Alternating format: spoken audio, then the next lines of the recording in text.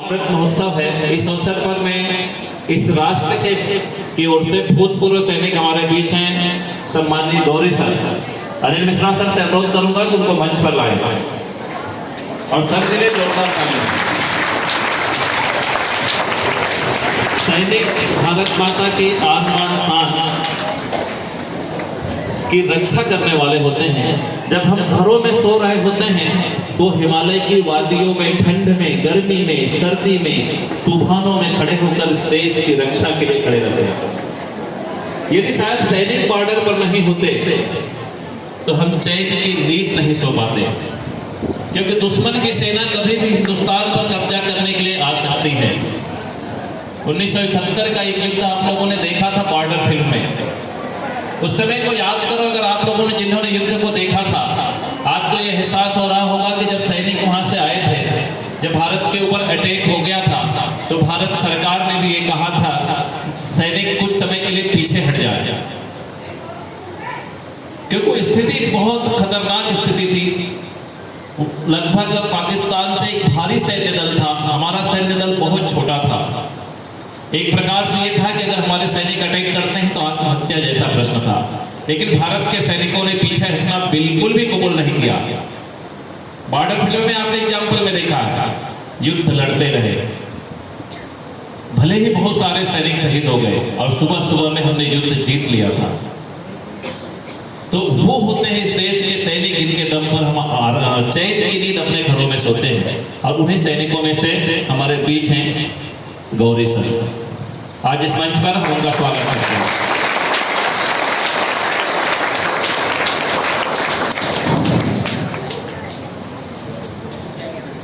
हमारे बीच मौजूद हैं मोतीलाल सर, उनसे भी अनुरोध है मंच पर आए। हमारे प्राचार्य साहब किन्हीं कारणों से आज नहीं उपस्थित हो पा रहे हैं, क्योंकि उनको तत्काल में बुलाया गया है। मैं अनिल सर से निवेदन करूंगा, भारत माता का पूजन करेंगे।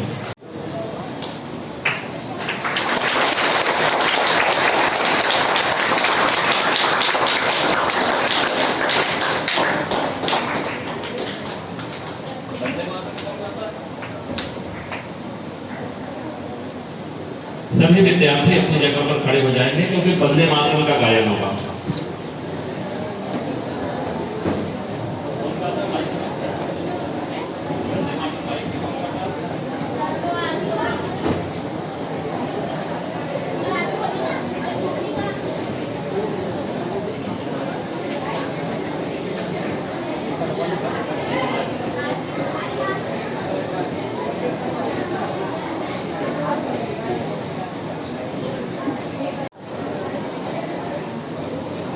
ठीक है, धन्यवाद।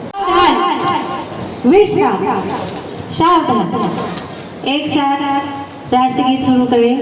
वंदे मातरम, वंदे मातरम, सुजलाम सुफलाम मलयज शीतलाम शस्य श्यामलाम मातरम, वंदे मातरम, शुभ्रजोत्सवं पुलकितयामिनीं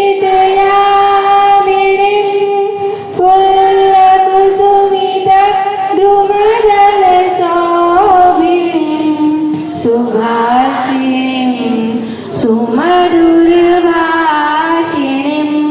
सुखदां वरदां मातरं, वन्दे मातरं, वन्दे मातरं, वंदे वंदे।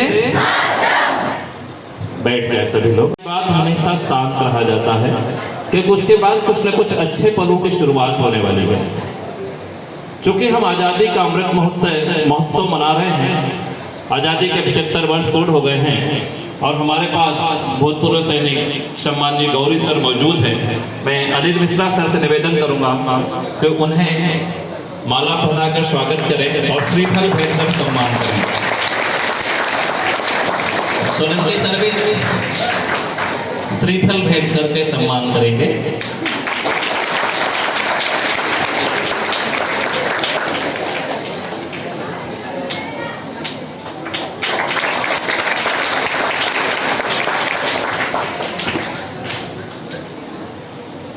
जब जब देश पर विपत्ति आती है, जब जब जब आतताई शत्रु इस देश की ओर नजर उठाकर देखता है, तब तब भारत की सरहद पर तैनात सैनिक उसे चुनौती देते हैं और बुरी नजर से देखने वाली आंखों को फोड़ देने का संकल्प लेते हैं। इसीलिए ये देश आज तक सुरक्षित है। हमारी संस्कृति और सभ्यता इसीलिए आज भी सुरक्षित है और इस देश की संस्कृति और सभ्यता के गुणगान पूरे विश्व में गाए जाते हैं। इसलिए आज हम सम्माननीय गौरी सरकार का सम्मान करते हैं और इनके माध्यम से हिंदुस्तान के सारे सैनिकों का सम्मान करते हैं। हिंदुस्तान के सारे सैनिकों के सम्मान में एक बार क्लैपिंग करें कि आजादी के 75वें वर्ष पर इस अमृत महोत्सव पर विद्यार्थियों को उद्बोधन रहे। सम्मानित गौरी सर।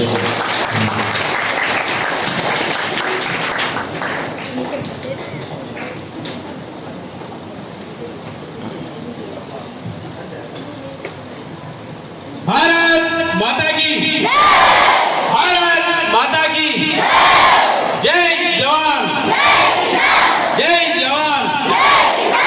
Very good. हे प्रिय जहांगीरी सदा, हे प्रिय जहांगीरी सदा, मैं गीत वहाँ के गाता हूँ। भारत का रहने वाला हूँ, भारत की बात सुनाता हूँ।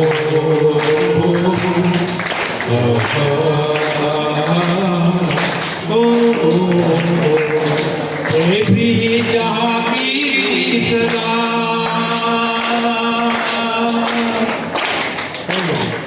देखो दोस्तों, मैं इंडियन आर्मी में 1997 में एनरोलमेंट हुआ था। उस टाइम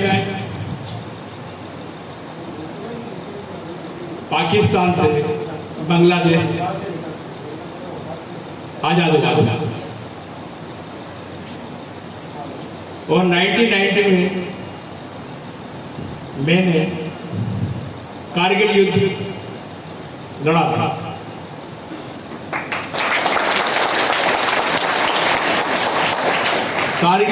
कारगिल युद्ध सेक्टर नंबर 302, हनुमान पट्टी, लद्दाख ग्लेशियर और एक खूनी नाला था।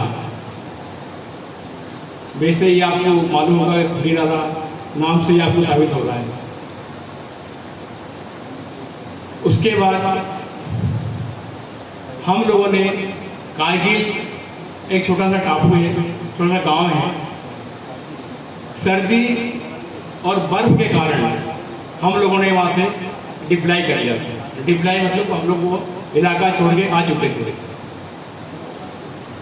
उस समय के लिए पाकिस्तान वहाँ पर जाकर उस इलाके को कब्जा कर लिया था।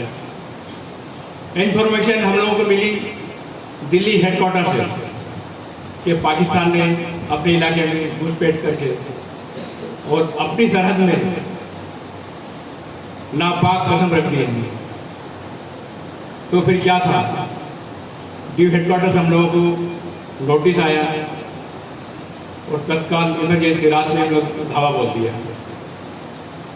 कारण ये रहा कि जो हिल सेक्शन है वो लोग ऊपर थे और हम लोग नीचे थे। जब ऊपर से मारने वाला टारगेट नीचे को डायरेक्ट हिट करता है और जब नीचे से मारोगे तो हवा में फायर इधर उधर हो जाता है। लेकिन फिर भी 332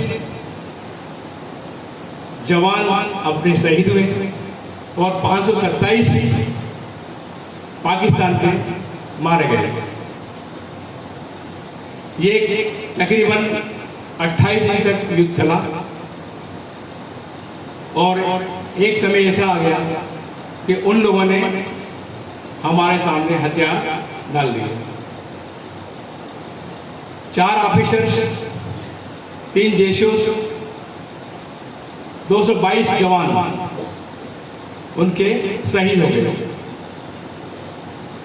और वहीं से हम लोगों ने विजय का तिरंगा लहरा दिया।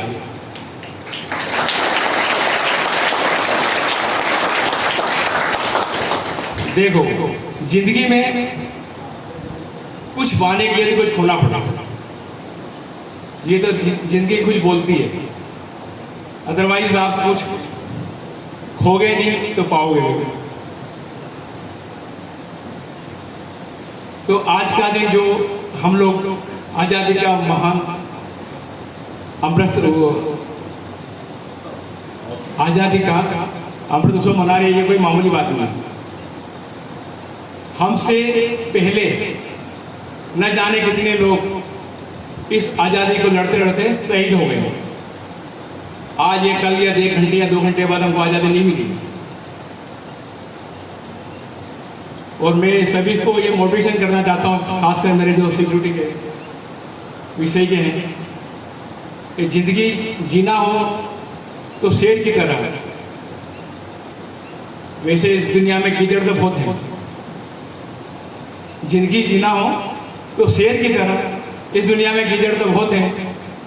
जान और बचाव करना हो तो अपने देश के लिए बचाव करना।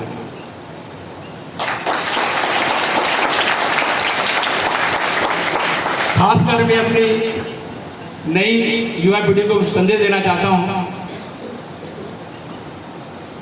कि एक अग्निपथ योजना सेंट्रल गवर्नमेंट का है, जो स्कीम चली गई अग्निवीर में सेंट्रल गवर्नमेंट की एक स्कीम चली है 10+2। अब कुछ लोग बच्चे मुझे पूछते हैं, सर 10+10वीं पास जा सकते हैं या नहीं जा सकते? तो मैंने बोला सर 10+2 10वीं वालों को जाना है और 12वीं वालों को जाना है। बहुत से लोग मुझे असमझ बोल रहे हैं कि सर मुझे 4 साल का है, इसके बाद हम लोग क्या करेंगे? तो मैंने बोला इसके लिए बहुत विकल्प है। अधिकांश आपको पैसा इकट्ठा मिल जाएगा, 4 साल का एक्सप्रेस हो जाएगा, किसी CISF, BSF, पुलिस में, होमगार्ड में आप भर्ती हो सकते हो। सरकार की बहुत बेटर स्कीम है और मैं सबको ये प्रेरणा देता हूँ, भाई आप जाइए। आर्मी से बढ़कर कोई नौकरी इस दुनिया में मेरा दिमाग है,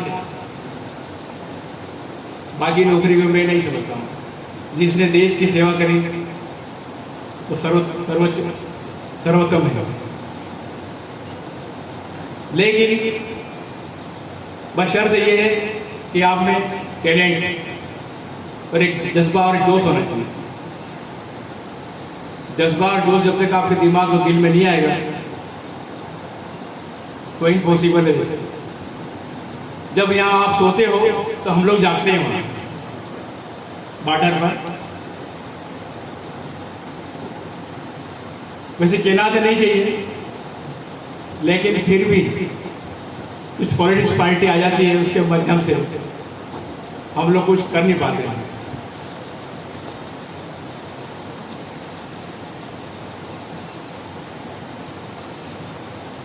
तो मेरा मानना है, आप किसी ने मुझसे क्वेश्चन भी पूछा था कि सर गर्ल्स भी जा सकती है, तो मैंने बोला कि आज गर्ल्स और बॉयज इक्वल है, सब कंधे से कंधा मिला के चले जाते।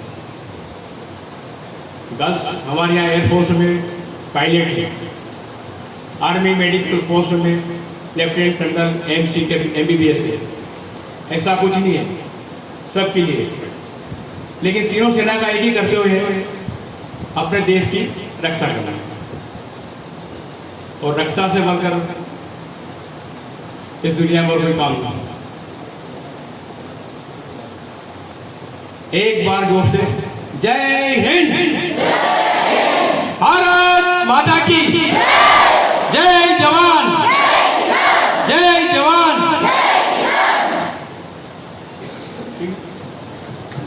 आ गया सर।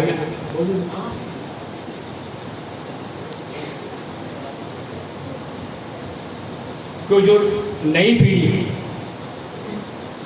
अभी मैंने देखा जो प्रार्थना में वो डगमगा जाते हैं, वो गिरा, ये गिरा, वो गिरा, सब बोलते हैं। देखो मेंटेलिटी आपको खुद प्रोवाइड होना पड़ेगा, मेंटेलिटी अपने आप को स्ट्रॉन्ग होना पड़ेगा। जब तक आप मेंटेलिटी एक स्ट्रॉन्ग नहीं होगा किसी काम को आप कर नहीं सकते। रिस्क, जोखिम और खतरा, ये तीनों भाई हैं। रिस्क लोगे तो जोखिम होगा, जोखिम होगा तो फिर खतरा होगा। इन तीनों चीज़ों को आप कम एक साथ लेके चलोगे तो दुनिया की कोई ताकत आपको झुका नहीं सकती। जय हिंद, जय भारत। बहुत बढ़िया। गौरी सर के लिए एक बार और तालियां।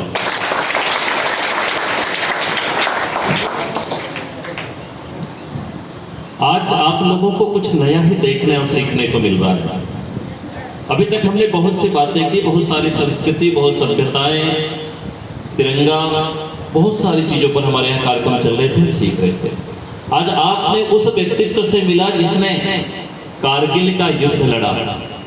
शौक सब में रहता है, सबके मन में प्रबल इच्छाएं होती हैं, लेकिन बॉर्डर क्या होता है आपको देखने को मिला। आप गौरी सर के साथ और भी चीजों को शेयर कर सकते हैं बाद में।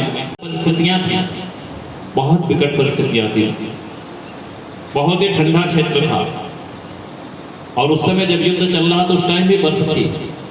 ऐसे में बहुत खतरनाक स्थिति में युद्ध लड़ा गया था और उसमें तिरंगा लहराया था। ऐसे ही भारतीय इतिहास जो है विषमताओं से भरा हुआ पड़ा हुआ है।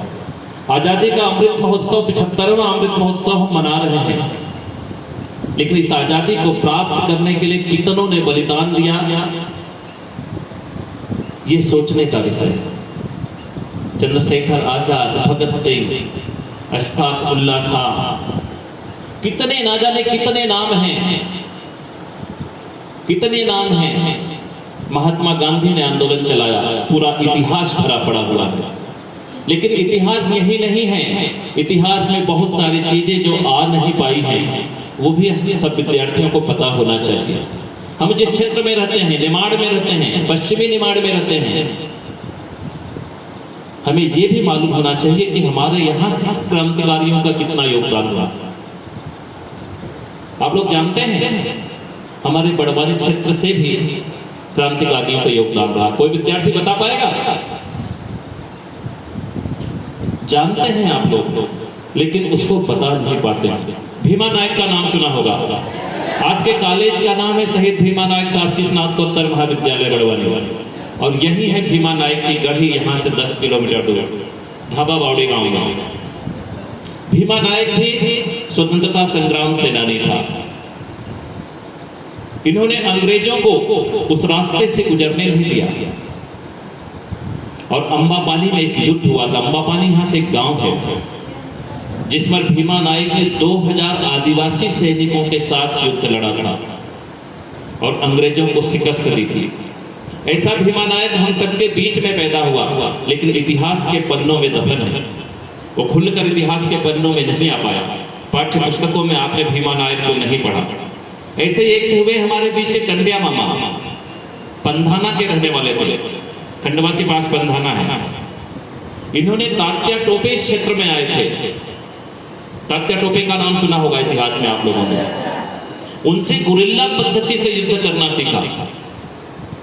गुरिल्ला पद्धति एक प्रकार से छापामार युद्ध होता है, क्योंकि इनके पास सैनिकों की कमी थी। हमारे जो स्वतंत्रता संग्राम सेनानी थे उनके पास सैनिक नहीं थे।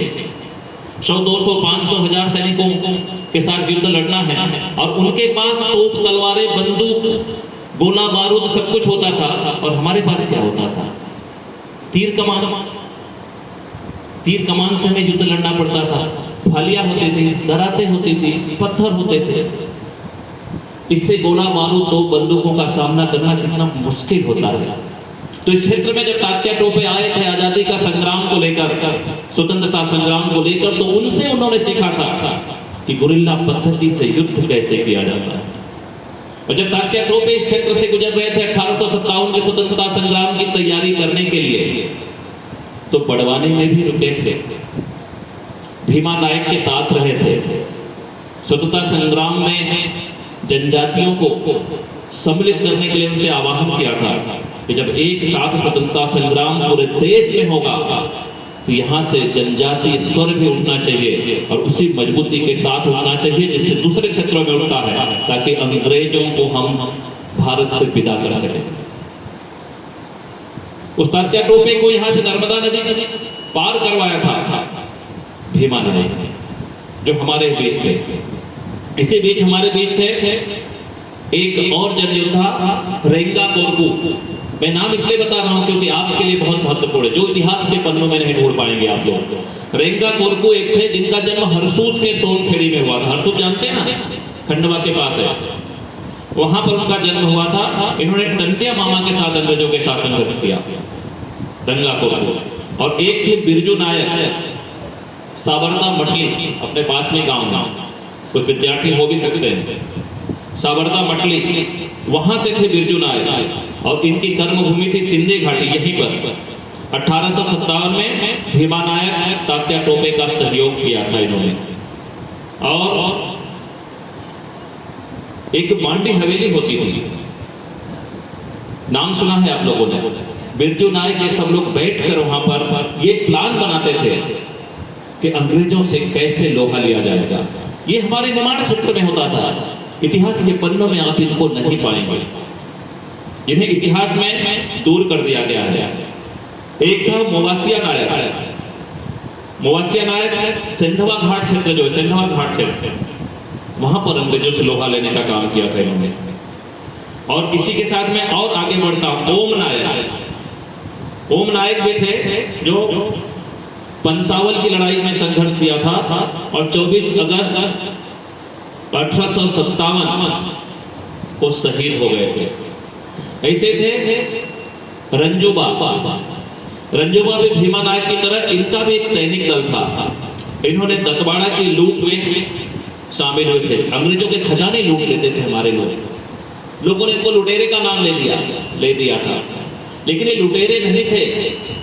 अंग्रेज तो खुद इस देश को लूट कर ले जा रहे थे। उनके लूटी हुई इस देश की चीजों को उन्होंने छीना और इस देश में सैनिक संगठन खड़ा किया, अपना सैनिक संगठन, जो अंग्रेजों से लोहा ले सके। इसी प्रकार एक थे आनंद सिंह और कालूराव। इन्होंने भी भीमा नायक के साथ जो युद्ध हुआ था उसकी तारीख में बता दूं, 11 अप्रैल 1858। 11 अप्रैल 1858 तिथि ध्यान रखना चाहिए, बड़वानी का बहुत बड़ा इतिहास है। 11 अप्रैल 1858 को यहीं पास में अंबापानी है, अंबापानी में एक अंग्रेजों के साथ विशाल युद्ध हुआ था जिसमें 2000 आदिवासी सैनिकों ने युद्ध लड़ा था। ये भी उसमें शामिल थे। एक माल सिंह थे, ये भील सरदार थे, इन्होंने भी तात्या टोपे को सहयोग दिया। एक सुरसी बाई थी, वो भीमा नायक की मौसी थी, वो इन कार्यक्रमों को प्रोत्साहन देती थी और इन लोगों की व्यवस्थाएं करती थी। खाज्या नायक का नाम सुना है आप लोगों ने। इनका 1830 में जन्म हुआ था। भीमा नायक के साथ इन्होंने संघर्ष किया और अंग्रेजों ने षड्यंत्र पूर्वक इनकी हत्या कर दी थी। खाज्या नायक। ऐसे थे दौलत सिंह, ये भी शामिल थे। और एक था भीमला नायक, इसने भी कुसुम्बिया शिविर पर हमला किया था।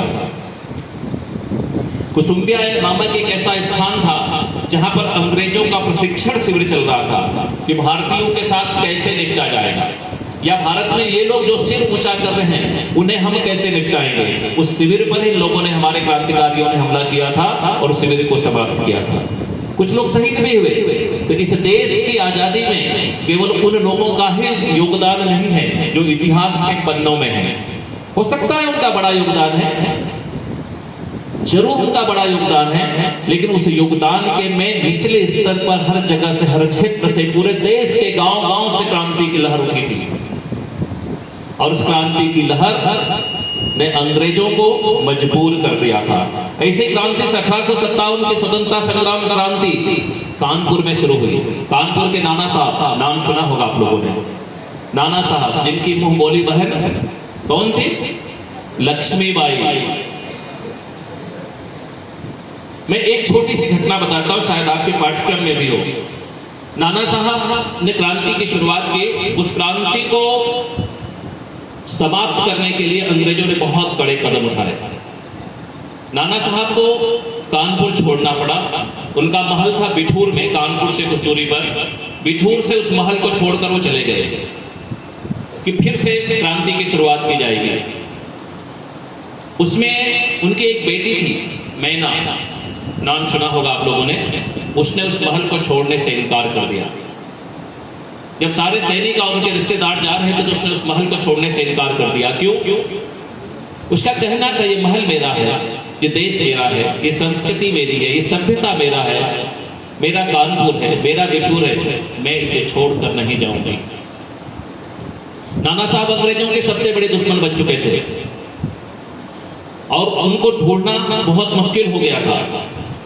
अंग्रेजों के सारे गुप्तचर लगे हुए थे लेकिन उनको ढूंढ नहीं पा रहे थे। अंग्रेजों को शायद लगा कि इस महल में कहीं न कहीं वो छुपे होंगे। अंग्रेजों ने उस महल को तोप से उड़वा दिया। समझ सकते हैं जब किसी बिल्डिंग को तोप या गोले से उड़ाया जाएगा तो क्या स्थिति होगी? छोटे छोटे अवशेष हो गए।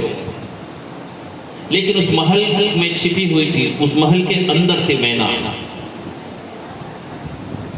वो महल छोड़कर नहीं गई थी। जब उसके अवशेष थे तो उस अवशेष के ऊपर वो आ गई और रोने लग गई। लेकिन अंग्रेज सैनिक उस महल को फिर से घेरे हुए थे और अंग्रेजों ने उस लड़की से पूछा कि नाना साहब का पता बता दो। उसने बताने से इनकार कर दिया। उसमें अंग्रेजों में थे उनके जो सेनापति जनरल हे ने उसे पूछा मुझे उनका पता बता दो नहीं तो तुम्हें कठोर दंड दिया जाएगा। उसने जनरल हे को बोला था, पहले नाम पूछा।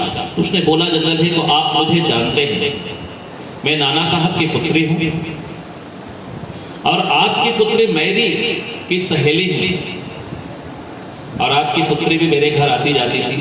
मैं भी कई बार आपसे मिली हूं। जनरल हे को याद आ गया, लेकिन बात वहां भी नहीं मानी गई। मैना को पकड़ लिया गया और एक अग्नि के हवाले करने का प्रयास किया गया। एक अग्नि जलाई गई, उसमें डालने का प्रयास किया गया और उसके नाम से धमकाया गया कि तुम बता दो तो तुम्हें कुछ रियायत देंगे। लेकिन उस लड़की ने नहीं बताया कि नाना साहब और पूरा सैन्य दल, क्रांतिकारी दल कहाँ है। जानते हैं उसके बाद उसे उठाकर फेंक दिया गया उस आग में। जलती हुई धधकती हुई आग में उस लड़की को जब फेंक दिया गया तो भी उसने कुछ नहीं बताया। उसके बाद फिर उसे एक बार निकाला गया फेंक के ताकि कुछ जले और ये स्वीकार कर ले कि कहां पर नाना साहब और जितने क्रांतिकारी हैं वो छुपे हुए हैं। लेकिन उन्होंने नहीं बताया उस लड़की ने। जब उस मरते दम तक उस बालिका ने नहीं बताया तो क्या होता है जानते हैं? उस धधकती हुई अग्नि में मैना को फेंक दिया जाता है। वो जलकर वहां पर राख हो जाती है, लेकिन वो क्रांतिकारियों का पता नहीं बताती है। इस देश में ऐसे ऐसे लोग हैं, ऐसे ऐसे बालिकाएं हैं जिन्होंने देश के लिए आजादी दी है। तो झांसी की रानी को तो आप जानते हैं कैसा युद्ध हुआ, किन परिस्थितियों में थी। उनके बारे में मैं कुछ नहीं बताऊंगा क्योंकि आज आजादी का अमृत महोत्सव है। आजादी के परवानों को, आजादी के दीवानों को याद किया जाना है। अब आप लोग भी जब भी अपने घरों को जाएं तो अपने परिवार में इस चीज को लेकर जरूर चर्चा करें कि हमारे आसपास भी कोई शहादत हुई थी, हमारे गांव या हमारे पड़ोस से भी किसी ने शहादत दी थी क्रांतिकारी के रूप में। इस देश की आजादी में हमारे गांव, परिवार, समाज का क्या योगदान रहा, इसको जरूर अंकित करें, उसको लिख कर रखें। क्योंकि इतिहास तो कुछ लोगों ने बनाया, अपने परिस्थिति बस बनाया, तात्कालीन समय में बनाया गया, उसमें बहुत सारी चीजें दफन हो गई। हमारा भीमा नायक दफन हो गया, खाज्या नायक दफन है, टंटिया मामा का ठिकाना नहीं है, बिरजू नायक नहीं दिख रहा है और मैं दिख भी रहा कि एक या दो लाइनों में सिमट कर रह गया। निमाड़ के सारे क्रांतिकारी दफन हो गए हैं। निमाड़ की क्रांति कहीं पर इतिहास में आती ही नहीं है। नहीं तो निमाड़ में इतनी बड़ी क्रांति हुई थी जिसका उल्लेख है अंबा पानी का युद्ध में बता रहा हूं, जहां 2000 भील आदिवासी सैनिकों ने युद्ध लड़ा। कोई सामान्य बात नहीं थी, बहुत बड़ी बात थी और इन परिस्थितियों में भी हमने सहयोग किया। तो भारत की आजादी में निमाड़ का भी बहुत बड़ा योगदान है। मैं ज्यादा समय नहीं लूंगा क्योंकि समय की बाध्यता है और आप सभी से अनुरोध करूंगा कि हमेशा अपने देश के लिए सोचें। अपने लिए जिए तो क्या जिए, दूसरों के लिए जिए भी तो क्या जिए। जियो तो देश के लिए जियो, शान से जियो और शान से मरो, ताकि जब मौत हुई हो तो हमारा कफन तिरंगा बने। तिरंगा मिलता है किसी को, हिंदुस्तान में किसी को शहादत पर तिरंगा मिलता है, और तिरंगा जब बॉर्डर पर बनते हैं, देश के लिए शहीद होते हैं, राष्ट्र के लिए कुछ करते हैं, तो राष्ट्रीय ध्वज तिरंगा में लिपट कर हम दफन होते हैं। राष्ट्रीय ध्वज तिरंगा में लिपट कर हमारा अंतिम संस्कार होता है, एक सम्मान करता है राष्ट्र। ऐसी मृत्यु हमें स्वीकार होना चाहिए। मंजूर है सभी को? बोलो भारत माता की वंदे। मैं बातें नहीं करूंगा, केवल एक प्रश्न पूछना चाहता हूं। कारंजे से कितने लोग आज तक नहीं गुजरे? वो हाथ खड़े करें। बड़वानी का जो कारंजा है देखा है? कितने लोग हैं जो आज तक कारंजे से होकर नहीं गुजरे? सब गुजरे। Good good. कारंजे का जो विजय स्तंभ है उस पर हमारे स्वतंत्रता संग्राम सेनानियों के नाम लिखे हैं। कितने लोगों ने अभी तक पढ़े हैं या नोट किए हैं?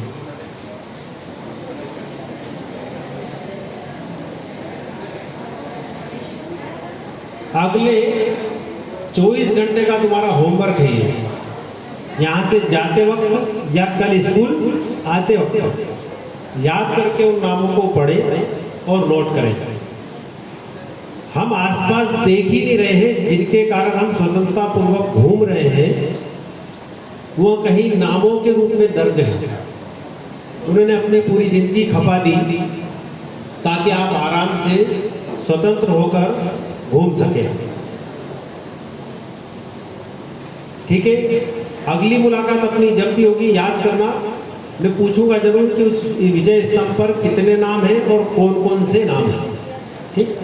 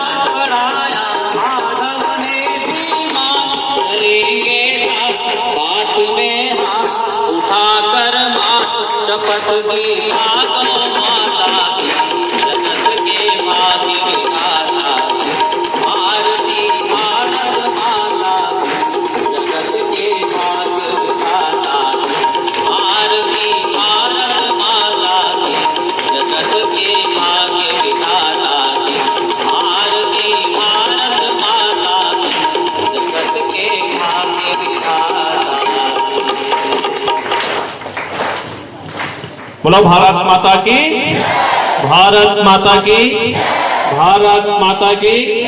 वंदे वंदे वंदे।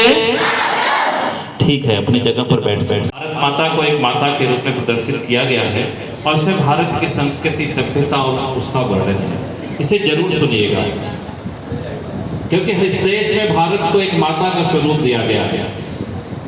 9th के और 10th के भी विद्यार्थी जो होंगे, जब इतिहास को पढ़ेंगे, उसमें ये आएगा कि हर देश ने अपने अपने देश को किसी रूप में चित्रित करने की कोशिश की थी। भारत में भी मातृशक्ति की भूमिका बहुत महान है, माताओं की पूजा भी की जाती है और इसीलिए हमारे यहाँ भारत माता को भी माता का स्वरूप दिया गया और मातृशक्ति के रूप में उन्हें चित्रित किया गया और हम भारत माता की वंदना करते हैं। भारत माता की वंदना कर लिया तो सारे देवी देवताओं सबकी वंदना हो गई, क्योंकि सब भारत भूमि पर पैदा हुए। भारत भूमि पर जितने लोग पैदा हुए हैं केवल भारत माता की वंदना से परिपूर्ण हो जाते हैं, इसलिए हमें भारत माता की वंदना जरूर करना चाहिए। मैं कार्यक्रम में को और लंबा नहीं करते हुए मोतीलाल सर से अनुरोध करूंगा कि यहाँ उपस्थित सभी का आभार व्यक्त करें।